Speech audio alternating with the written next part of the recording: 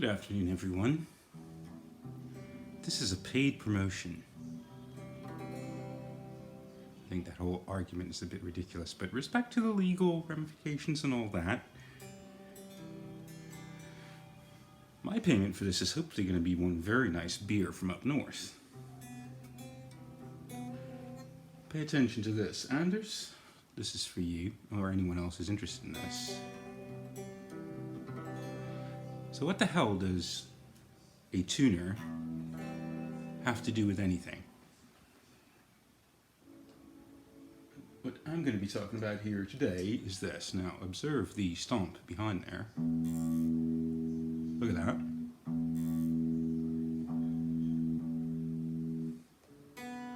Of course, something's going to be out of tune, but I'm looking at you, and also looking at that. Wrong key. Notice, from far away,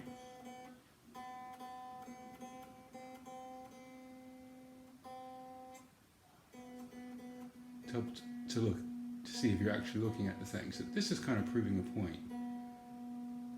This has everything to do with the XL. This has everything to do with nice bright colored LEDs. And everything to do with distance and human factor. So, Andrew's discussion with Eric was this.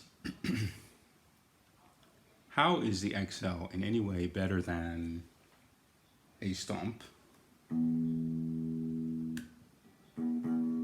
and an MC6? Let me just detach this. And this is my take on that.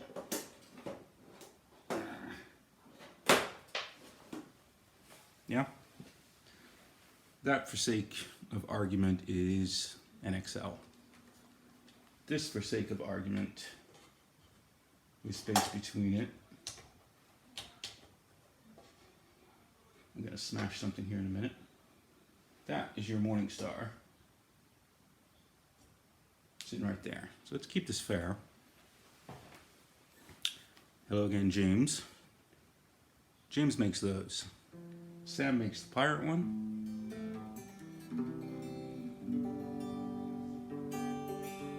Mike and the boys, Paulie, make that. Eric makes that. For me, what you should be looking at when comparing all these things, you know, all this, oh, it's ugly. I think that we as guitarists need to wake up a bit here and start looking at this stuff.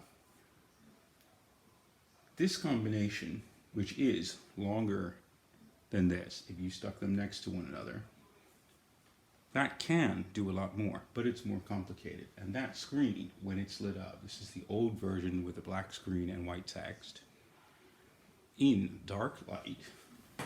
And we're going to take the piss here one sec. Boom. This is a Variax. I'm not being paid to promote this, but this is the coolest thing on earth. I'm going to go kill lights. And we're going to simulate stage.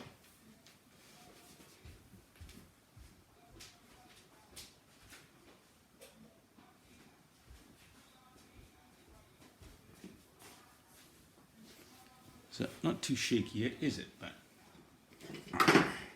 don't kill your Variax, Alec. You'll be crying. Yeah? You can still see that. You can see that a hell of a lot better. What has that got to do with these LEDs? If you're on stage and you're programming a Helix or a device, or you want to mess with it, the capacitive foot switches that you've got there, which are, by and large, one absolute pain in the butt.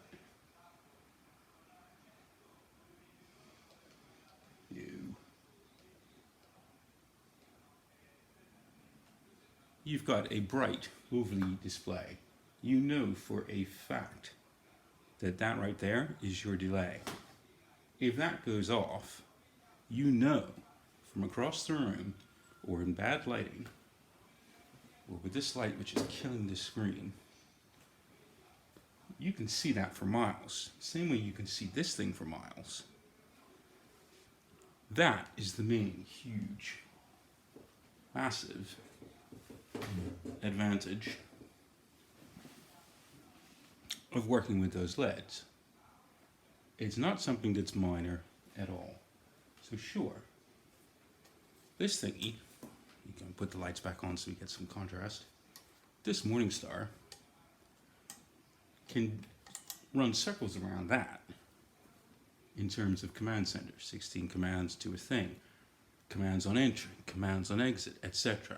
But it is nowhere near as fast as using the touch sensitive things where it's not bugging you because you've left it on. You can turn that off anyway. That is the point of the XL. That brainery comes to the fore. So really, I don't know how deeply I would have to explain that, but anyone who's used a Helix knows that. Anyone who knows Helix colors know that your reverb is orange. They know that your delays are green, and you know from across the room what's going on and where things are at. And the importance of that is immense, because this, under the lights, even when it is lit up, it's much harder to read. Where are you? Try it this way.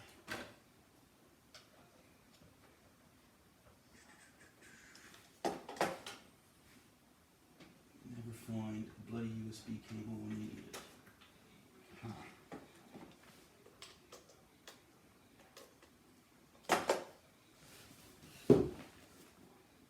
Yeah? Yes, you can read it. But when you think about it, that you can see from across the room. That, unless you're standing over it, locked to it, you're not going to see. If you're taking everything that you want when you're building these things, like going wireless, like being able to move around the stage, like being able to control things from the guitar itself, not yet wireless, but does a lot. The argument that we are not seeing across the interwebs, across YouTube, across the gear pages, across all these things, is the human factor that goes into these things. Of course Line 6 are thinking of that. Of course TC are thinking of that. Of course James is thinking of that. Of course Sam and Simon down in Australia are building this with colors. Why? Because it makes sense. Touch capacitive switches make sense. Yes, they're a pain in the ass, but you can turn that off. You know, it's just being lazy that you're going through that. But that is the argument for getting an XL. No matter where you are in relation to your gear, you can see in the sun, you can see in the dark exactly what's going on through captive feedback. Now, I'm going to go turn the light on so you can see me.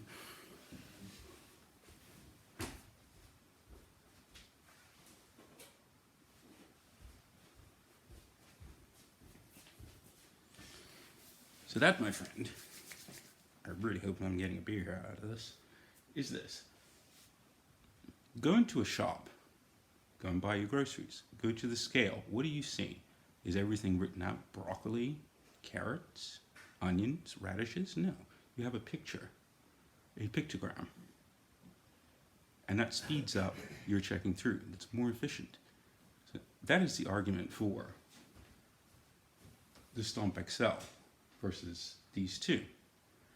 My argument is always going to be this. Everything's going to be better or worse. What we need to eliminate as a guitarist from the equation is the stupid little two-letter word, or versus.